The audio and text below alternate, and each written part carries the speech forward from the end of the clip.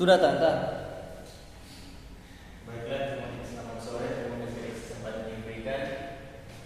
Kali ini saya akan mempresentasikan apa itu membangun hubungan antara individu bersama kelompok. Nah, apa itu membangun hubungan antara individu dan kelompok? Membangun hubungan antara individu dan kelompok itu ialah proses peningkatan sosial, status antara hubungan kita diri kita sendiri dengan orang lain, agar kita bisa saling memahami dan bisa saling percaya dan bisa berteman satu sama lain. Nah, kenapa membangun hubungan antara individu dan kelompok itu penting?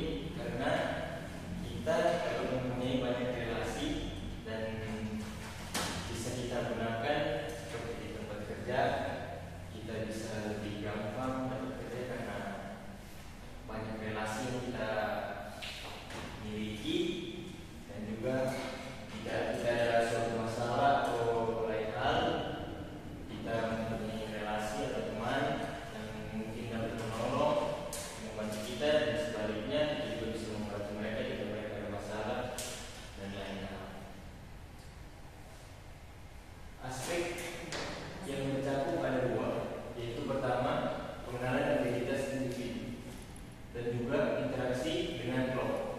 Nah, yang pertama kita itu harus mengenal identitas kita, yaitu kita memperkenalkan siapa kita, nama apa diri kita, bagaimana sifat kita terhadap orang-orang. Kita harus kenalkan kepada orang lain agar orang lain bisa tahu bagaimana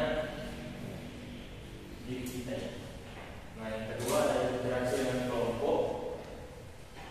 Kita wajib berinteraksi dengan orang agar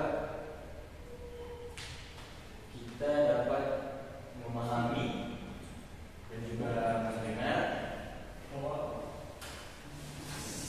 pendapat satu sama lain, dan juga dapat berkomunikasi dengan baik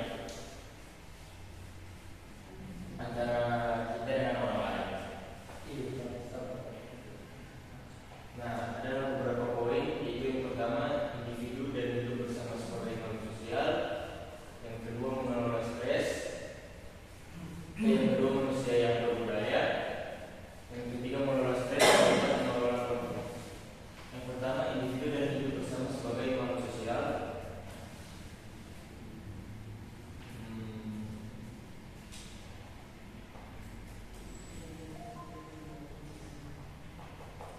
Itu kita sebagai individu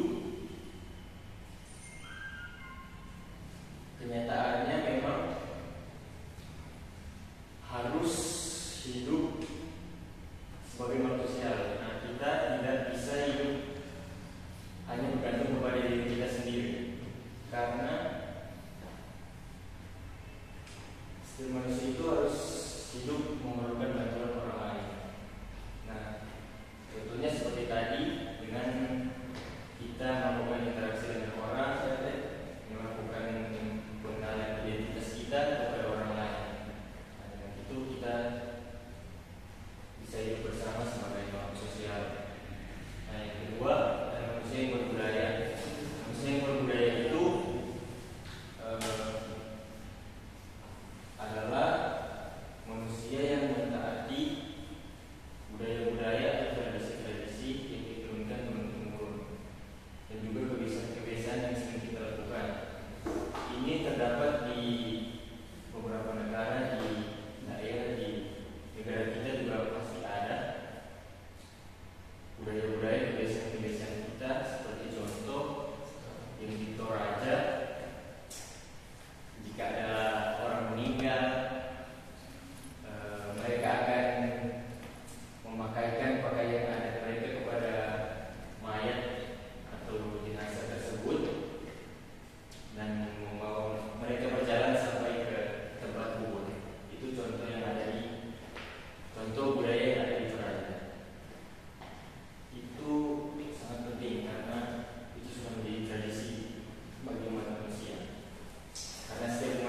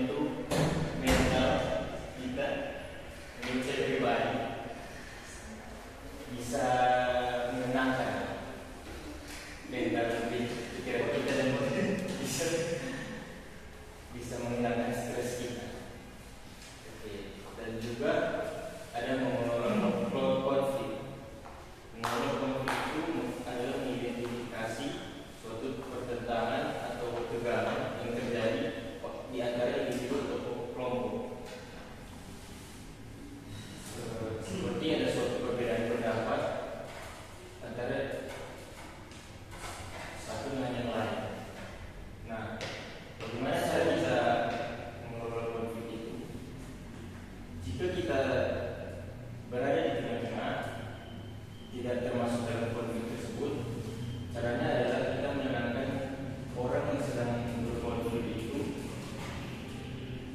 dan bantu mereka mencari solusi agar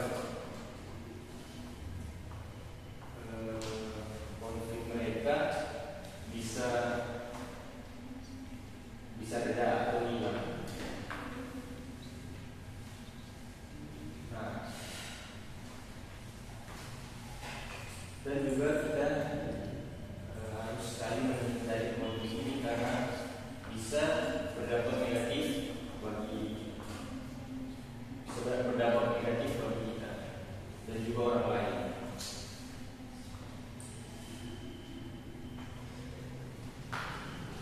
Dan yang terakhir ada kerangka hidup bersama individu dan kelompok.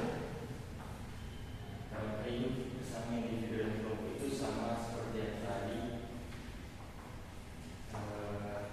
Individu dan kelompok kita itu harus membangun hidup bersama antara diri kita dan orang lain. Contoh tadi ya seperti pengenalan identitas dan juga interaksi dengan kelompok.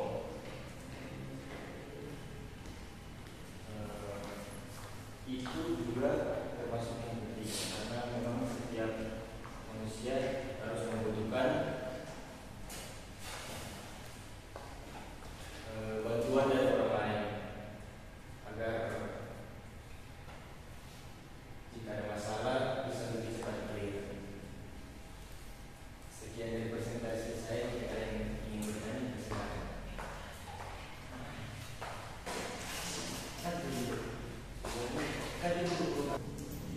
Bagaimana